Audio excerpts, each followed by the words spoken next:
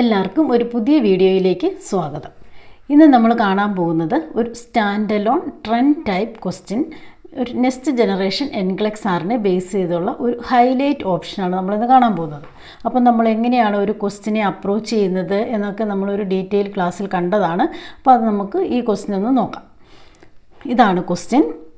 The nurse is caring four A client admitted to the hospital one day ago for newly diagnosed type 2 diabetes mellitus. The nurse reviews the clinical findings noted during the last 24 hours. അപ്പോൾ എന്താണ് നമ്മൾ ചെയ്യേണ്ടത്? Highlight the clinical findings during the last 24 hours that would be essential to do follow up on. അതായത് ഇവിടെ 24 hours ആണ്. അപ്പോൾ question നമുക്ക് മനസ്സിലായി. അപ്പോൾ ഒരു ക്ലയൻറ്റ് ഹോസ്പിറ്റലിൽ അഡ്മിറ്റാണ് ഓൺലി 1 day ago. എന്തിനാണ്? Newly diagnosed type 2 diabetes mellitus. അതാണ് ഇതിൻ്റെ ഇവിടെ ഡയബറ്റിസ് മെലിറ്റസ്, ഇതാണ് ഇതിൻ്റെ ഈവൻറ്റ്. അപ്പം നമുക്ക് കാര്യം മനസ്സിലായി. അടുത്തത്, the nurse review the clinical finding noted during the last 24 hours. അപ്പോൾ പേഷ്യൻറ്റ് 24 hours ആയതേ ഉള്ളൂ അഡ്മിറ്റായിട്ട്. അപ്പോൾ നേഴ്സ് അത് റിവ്യൂ ചെയ്യുവാണ് ക്ലിനിക്കൽ ഫൈൻഡിങ്സ്. അപ്പോൾ ഇവിടം വരെ നമ്മുടെ ക്വസ്റ്റ്യനാണ്. ഇനി ഇതിൻ്റെ അകത്ത് ഈവൻ ക്വയറി എന്നാന്ന് നോക്കാം. Highlight the clinical findings during the last 24 hours that would be essential to follow up on. അപ്പം ഈ എസെൻഷ്യൽ ഏതാണ്? ഈ എസെൻഷ്യൽ എന്നുള്ളതാണ് സ്ട്രാറ്റജിക് വേർഡ്. സ്ട്രാറ്റജിക് വേർഡാണ്. ഹൈലൈറ്റ് മുതൽ ഫോളോ അപ്പ് ഓൺ വരെ എന്താണ്? ഈവൻ്റ് ക്വയറിയാണ്. അപ്പോൾ നമുക്ക് ക്വസ്റ്റ്യൻ്റെ പാർട്സ് എല്ലാം മനസ്സിലായി.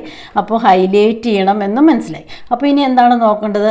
Then we have to look for the options. Then ഈ ഓപ്ഷനിൽ നിന്ന് നമ്മൾ ഏത് പാരാമീറ്ററാണോ നമുക്ക് ഏറ്റവും കൂടുതൽ ഫോളോ അപ്പ് ചെയ്യേണ്ടത്, അതായത് the parameters which is need to be do follow up more frequently. അപ്പോൾ എന്തെങ്കിലും അബ്നോർമൽ ആയിട്ടുള്ള പാരാമീറ്റേഴ്സാണ് ഇതിൻ്റെ അകത്ത് നമ്മൾ എസെൻഷ്യലായിട്ട് ഫോളോ അപ്പ് ചെയ്യേണ്ടത്.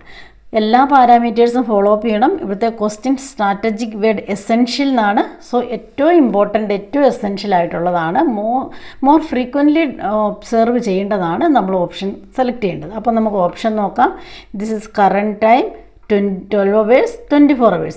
ഇത് ഓൺ അഡ്മിഷനാണ്. ഇത് ഓൺ അഡ്മിഷൻ, ഇത് ആഫ്റ്റർ 12 hours, ഇത് കറൻറ്റ് ടൈം. അങ്ങനെയാണ് ഇതിൻ്റെ കൊടുത്തിരിക്കുന്നത്. അപ്പം ഫസ്റ്റ് എന്താണ്? പാരാമീറ്റേഴ്സിൽ ഇത് പാരാമീറ്റേഴ്സാണ്. ബ്ലഡ് പ്രഷർ, പിന്നെ പൾസ്, റെസ്പിറേഷൻ, ടെമ്പറേച്ചർ. അപ്പോൾ വൈറ്റൽ സൈൻസ് ഒക്കെ ഉണ്ട്. പിന്നെ capillary glucose and serum glucose ഉണ്ട്. Then serum potassium and urine output. ഇത്രയും വൈറ്റൽ സൈൻസ് ഉണ്ട്. ഓറൽ ടെമ്പറേച്ചർ വരെ വൈറ്റൽ സൈൻസ് ആണ്. ദെൻ ബാക്കി പാരാമീറ്റേഴ്സ്, ഇമ്പോർട്ടൻ്റ് പാരാമീറ്റേഴ്സ് ആണ് ഇവിടെ കൊടുത്തിരിക്കുന്നത്. അപ്പോൾ first blood pressure at the time of admission 130/70. Then after 12 hours 128/70. Then the current one 120/70. വലിയ ചേഞ്ചസ് ഇല്ല. അടുത്തത് പൾസാണ്. 108 beats per minute, 110 beats per minute, 122 beats per minute. അപ്പോൾ ഇതിൻ്റെ അകത്ത് വേരിയേഷൻസ് ഉണ്ട്. നമുക്ക് മുഴുവൻ ഓപ്ഷൻസ് നോക്കണം. First then respiration 22 beats per minute. ഇത് 22 beats per minute. Now 24 beats per minute. The oral temperature 36.2, then 36.2. അപ്പോൾ there is no changes. Capillary glucose 400 and serum glucose 410 at the time of admission. After 12 hours capillary glucose 360, then oral serum glucose also 360. Then current one capillary glucose 410, serum glucose 425. അപ്പോൾ വന്നതിനേക്കാളും admission ടൈമിനേക്കാളും കൂടുതലാണ്. Then serum potassium 36 milliequivalent per liter, 32 milliequivalent per liter and 28 milliequivalent per liter. ഇതാണ് serum potassium. Urine output 40 ml/h, 30 ml/h, 23 ml/h. ഇത്രയാണ് നമുക്ക് എന്താണ് കിട്ടിയിരിക്കുന്നത്? Parameters കിട്ടിയിരിക്കുന്നത്. ഇനി ഇതിൽ നിന്ന് എന്ത് നമ്മൾ ചെയ്യണം? ഏറ്റവും എസെൻഷ്യൽ ആയിട്ടുള്ളത് നമ്മൾ സെലക്ട് ചെയ്യണം. അപ്പോൾ ഏറ്റവും ഇമ്പോർട്ടൻ്റ് ആണെന്ന് തോന്നുന്നത് നമ്മൾ സെലക്ട് ചെയ്യണം. നമ്മളിതിൽ ഏതെങ്കിലും മിസ്സായാൽ അതനുസരിച്ച് നമ്മുടെ സ്കോറിൽ വ്യത്യാസം വരും. പക്ഷേ നമ്മൾ ആവശ്യമില്ലാത്ത സെലക്ട് ചെയ്താലും അതൊരു മീൻസ് ഇൻകറക്റ്റ് ഓപ്ഷൻ ആവും. അപ്പം -പോയിൻ്റ് ഇല്ല, 0 പോയിൻ്റാണ് ഇൻകറക്റ്റ് ഓപ്ഷന് വരുന്നത്. അപ്പം നമുക്കിതിൻ്റെ ഒന്നുകൂടെ നമുക്ക് നോക്കാം. ബ്ലഡ് പ്രഷർ എന്താണ്? 130/70, 128/70, 120/70. ഇത് നമ്മൾ വീണ്ടും പാരാമീറ്റേഴ്സ് വരുന്നതിനിപ്പുറം നമുക്കിപ്പോൾ ഓൾമോസ്റ്റ് മനസ്സിലായി. പൾസ് കൂടുതലാണ്, റെസ്പിറേഷനിൽ വലിയ ചേഞ്ചസ് ഇല്ല, ഓറൽ ടെമ്പറേച്ചറിൽ വലിയ ചേഞ്ചസ് ഇല്ല, ക്യാപ്പിലറി ഗ്ലൂക്കോസും സിറം ഗ്ലൂക്കോസും ഓഫ് കോഴ്സ് കൂടുതലാണ്, serum potassium is dropping down, urine output is dropping down. ഇത്രയും കാര്യങ്ങൾ നമുക്ക് മനസ്സിലായി. അപ്പം നമ്മൾ ഈ ഹൈലൈറ്റ് ചെയ്യുമ്പം ഈ പാരാമീറ്റേഴ്സ് എന്തിൻ്റെ ഔട്ട്കമാണ്? ദ പാരാമീറ്റേഴ്സ് പേഷ്യൻറ്റിൻ്റെ ഹെൽത്ത് സ്റ്റാറ്റസിൻ്റെ അല്ലെങ്കിൽ കറൻറ്റ് സ്റ്റാറ്റസിൻ്റെ ഔട്ട്കമാണ്. അപ്പം നമ്മൾ പേഷ്യൻറ്റ് എന്തൊക്കെ വ്യത്യാസങ്ങളാണ് type 2 diabetes mellitus recently diagnosed കാരണം വരാൻ ചാൻസ് എന്ന് നമ്മൾ ചിന്തിക്കണം. ഫസ്റ്റ് എന്താണ്? പേഷ്യൻറ്റ് മീൻസ് ന്യൂലി ഡയഗ്നോസ്ഡ് ആണ്, അതുകൊണ്ട് ഇൻസുലിൻ സ്റ്റാർട്ട് ചെയ്തതാണ്. കാരണം 420 ഇൻസുലിനോ ആണോ നമുക്കിവിടെ മെൻഷൻ ചെയ്തിട്ടില്ല, പക്ഷെ നമുക്ക് ഇതിൽ നിന്ന് മനസ്സിലാവും ഇൻസുലിൻ ആകാം. ഓക്കെ, അപ്പോൾ നമുക്ക് കോംപ്ലിക്കേഷൻസ് വരാൻ ചാൻസ് ഉണ്ട്. കോംപ്ലിക്കേഷൻ എന്താണ്? ഹൈപ്പോഗ്ലൈസീമിയ വരാം, ഡയബറ്റിക് കീറ്റോഅസിഡോസിസ് വരാം, അല്ലെങ്കിൽ hyper glycemic hyper osmolaritic അസിഡോട്ടിക് syndrome വരാം. ഇങ്ങനെ കുറേ കോംപ്ലിക്കേഷൻസ് വരാം. അപ്പോൾ ഈ കോംപ്ലിക്കേഷൻസിൻ്റെ റിഫ്ലക്ഷൻ ആയിരിക്കും ഈ പാരാമീറ്റേഴ്സ് ഒന്നുകിൽ, അല്ലെങ്കിൽ എന്തായിരിക്കും? പേഷ്യൻ്റ് വേറെ എന്തെങ്കിലും സിസ്റ്റമിക് പ്രോബ്ലം എൻ്റെ ആയിരിക്കും. പക്ഷേ സിസ്റ്റമിക് പ്രോബ്ലത്തെക്കുറിച്ച് ഇവിടെ ഒന്നും പറയുന്നില്ല. അപ്പം നമുക്ക് മെയിനായിട്ടും കോംപ്ലിക്കേഷൻ റിലേറ്റഡ് ആണ് ടൈപ്പ് 2 ഡയബറ്റിസ് മെലിറ്റസിൻ്റെ വരുന്നത്. അല്ലെങ്കിൽ ഏതെങ്കിലും എടുക്കുന്ന മെഡിസിൻ്റെ സൈഡ് ഇഫക്റ്റും നമുക്ക് ഇതിൽ റിഫ്ലക്റ്റ് ആവും. അല്ല ഇങ്ങനെ കോംപ്ലിക്കേഷനിലേക്ക് ലീഡ് ചെയ്യുന്ന പാരാമീറ്റേഴ്സാണ് മെയിനായിട്ട്. അപ്പം നമുക്ക് ആ കോംപ്ലിക്കേഷൻ മനസ്സിൽ വെച്ചുകൊണ്ട് തന്നെ നമുക്ക് നോക്കാം. ഹൈപ്പോഗ്ലൈസീമിയ ആയിരുന്നെങ്കിൽ എന്താണ്? ഷുഗർ കുറയണമായിരുന്നു, ഷുഗർ കുറഞ്ഞിട്ടില്ല. അപ്പോൾ ആ കോംപ്ലിക്കേഷൻ നമുക്ക് മാറ്റിവെക്കാം. അപ്പോൾ ഡയബറ്റിക് കീറ്റോഅസിഡോസിസോ hyper glycemic hyper osmolaritic acidotic syndrome വന്നാൽ പേഷ്യൻ്റ് എന്ത് പറ്റും? അസിഡോസിസ് വരും, ഷോക്ക് വരും, ഹൈപ്പോളീമിയ വരും. അസിഡോസിസ്, ഹൈപ്പോളീമിയ, ഷോക്ക്, ഈ 3 കാരണങ്ങൾ വരാൻ ചാൻസ് ഉണ്ട്. അപ്പോൾ അസിഡോസിസ് വരുമ്പം എന്തെല്ലാം പാരാമീറ്റേഴ്സ് ചേഞ്ച് ആകും? അതെന്തൊക്കെ ചേഞ്ച് ആകാൻ ചാൻസ് ഉണ്ട്? പേഷ്യൻ്റ് BP പൾസിൽ ചേഞ്ച് ആകും, റെസ്പിറേഷനിൽ ചേഞ്ച് ആകും.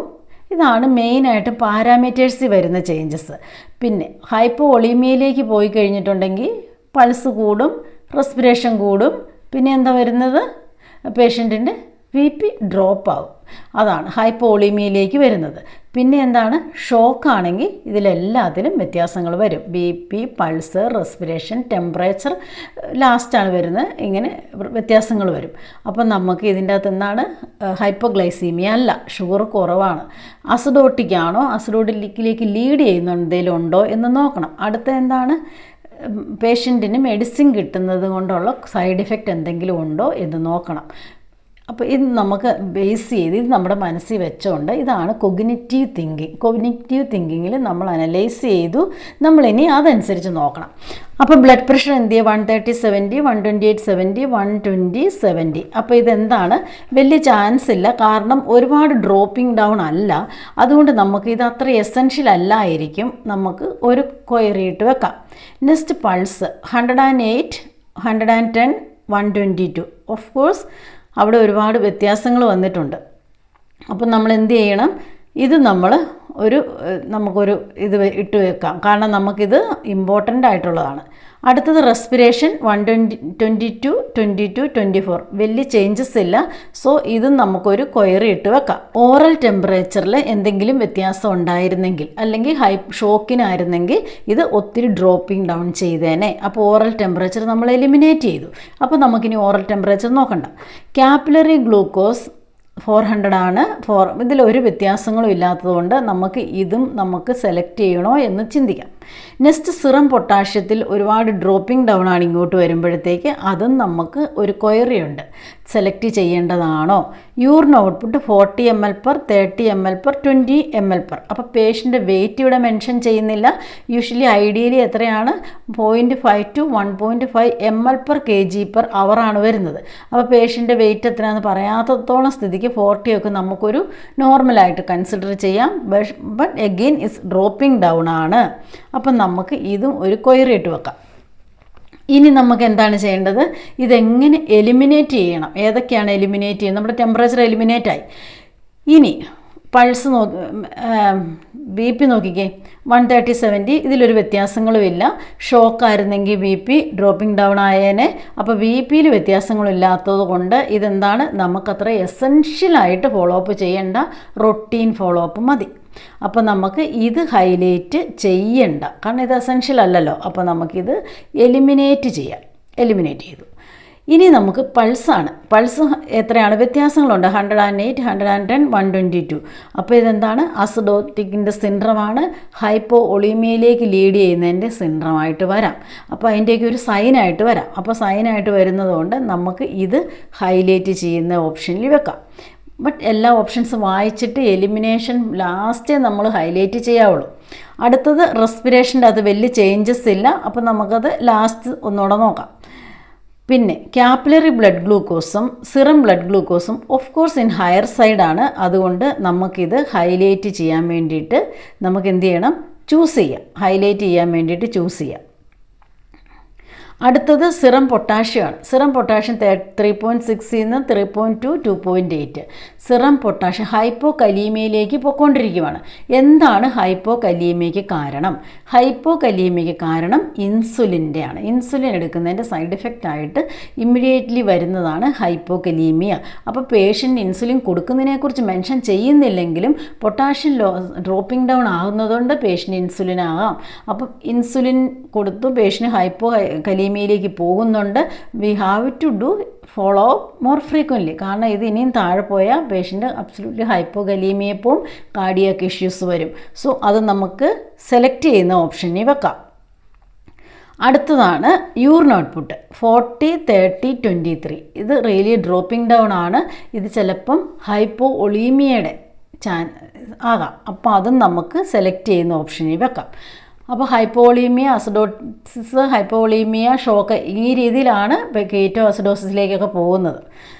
അപ്പോൾ ഇനി നമ്മൾ ഏതാണ് ചെയ്യാനുള്ളത്? റെസ്പിറേഷനാണ്. അപ്പോൾ നമ്മുടെ പൾസ് നമ്മൾ ഹൈലൈറ്റ് ചെയ്യുന്നില്ല, പിന്നെ നമ്മൾ യൂറിൻ ഔട്ട്പുട്ട് ഹൈലൈറ്റ് ചെയ്യുന്നില്ല. ഇനി ബാക്കിയെല്ലാം നമ്മുടെ ക്വയറി ആയിട്ടിരിക്കുവാണ്. നമ്മൾ ഓൾറെഡി നോക്കിയതാണ്. പൾസ് നമ്മൾ എലിമിനേറ്റ് ചെയ്തു, ബ്ലഡ് പ്രഷർ എലിമിനേറ്റ് ചെയ്തു, ഓറൽ ടെമ്പറേച്ചർ എലിമിനേറ്റ് ചെയ്തു. പിന്നെ എന്താണ്? യൂറിൻ വേറെ ഒന്നും നമ്മൾ എലിമിനേറ്റ് ചെയ്തിട്ടില്ല. പിന്നെ നമ്മൾ സെലക്ട് ചെയ്ത എന്താണ്? പൾസ് സെലക്ട് ചെയ്തു, ഇത് ഹൈലൈറ്റ് ചെയ്തു. പിന്നെ നമ്മൾ ഗ്ലൂക്കോസ് രണ്ടും ഹൈലൈറ്റ് ചെയ്തു. സിറം പൊട്ടാഷ്യം ഡ്രോപ്പിംഗ് ഡൗൺ ആണ്, we have to do highlight. Then urine output also dropping down ആണ്. ഇനി നമുക്ക് ഒരു ക്വയറി നിൽക്കുന്നത് റെസ്പിറേഷനാണ്. റെസ്പിറേഷൻ 122 beats per minute ആണ്. 22 beats per minute ആണ്. 22 ഒരു നോർമൽ റെസ്പിറേറ്ററി റേറ്റ് ആണ്. വീണ്ടും 12 വേഴ്സ് 22 നോർമൽ റെസ്പിറേറ്ററി റേറ്റ് ആണ്. ബട്ട് അവസാനം ഒരു 24 beats per minute വന്നു. 24 beats per minute, 2 ബ്രീത്തിൻ്റെ ഡിഫറൻസേ ഉള്ളൂ. അത് സെലക്ട് ചെയ്യണോ വേണ്ടയോ എന്നുള്ളതാണ് നമ്മുടെ മുമ്പിലുള്ള ക്വസ്റ്റ്യൻ. പക്ഷേ respiration is the sensitive indicator of acidosis. അസിഡോസിസിലേക്ക് ലീഡ് ചെയ്യുന്നതിൻ്റെ ഏറ്റവും സെൻസിറ്റീവ് ആയിട്ടുള്ള റെസ്പിറേഷനാണ്. റെസ്പിറേഷനിൽ ചേഞ്ച് വന്നത് അതൊരു കോമ്പൻസേറ്ററി മെക്കാനിസമാണ്. റെസ്പിറേഷനിൽ കൂടെ അത് എലിമിനേറ്റ് ചെയ്യാൻ ബോഡി നോക്കും. അതിന് പറ്റിയില്ലെങ്കിലാണ് ബാക്കി വൈറ്റൽ സയൻസിനെയൊക്കെ ബാധിക്കുന്നത്. അപ്പോൾ respiration is very sensitive indicator of acidosis. Even 2 ആണ് ഡിഫറൻസ് എങ്കിലും അടുത്ത 1 ഹവറിൽ അത് 26 ആയാലോ, അടുത്ത 1 ഹവറിൽ അത് 28, പിന്നെ 30 ആയാൽ of course patient is really going to acidosis. അതുകൊണ്ട് നമുക്ക് റെസ്പിറേഷൻ സെൻസിറ്റീവ് ഇൻഡിക്കേറ്റർ ആയതുകൊണ്ട് നമ്മൾ സെലക്ട് ചെയ്യണം. അപ്പോൾ നമ്മുടെ സെലക്ഷൻ ഏതൊക്കെയാണ് നമ്മൾ ഹൈലൈറ്റ് ചെയ്യുന്നത്? Pulse, respiration, capillary glucose, serum glucose, serum potassium, urine output.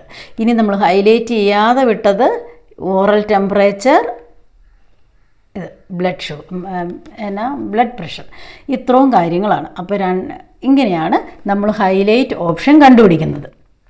അപ്പം നിങ്ങൾക്ക് ഇതിനെക്കുറിച്ച് ഐഡിയ ആയില്ലേ? കാരണം ഐഡിയ നമുക്കതിൽ ഒരു 5 എണ്ണം ഒക്കെ ഹൈലൈറ്റ് ചെയ്യാണ്ടെങ്കിൽ ഒരു 3 എണ്ണം ഈസി ആയിരിക്കും. പിന്നെ ഈ 2 എണ്ണം ഒക്കെയാണ് നമുക്ക് യൂഷ്വലി പ്രോബ്ലം വരുന്നത്. അപ്പോൾ നമ്മളത് ആ 2 എണ്ണോടെ നമ്മൾ ചെയ്താലാണ് ഇപ്പം നമുക്കൊരു 7 പോയിൻ്റാണ് അതിന് ഗ്രേഡാണ് കിട്ടണമെങ്കിൽ 2 എണ്ണം പോയാൽ അതിന് 0 അപ്പോൾ 0യും 1ഉമായിട്ടാണ്, മൈനസ് ഇല്ല.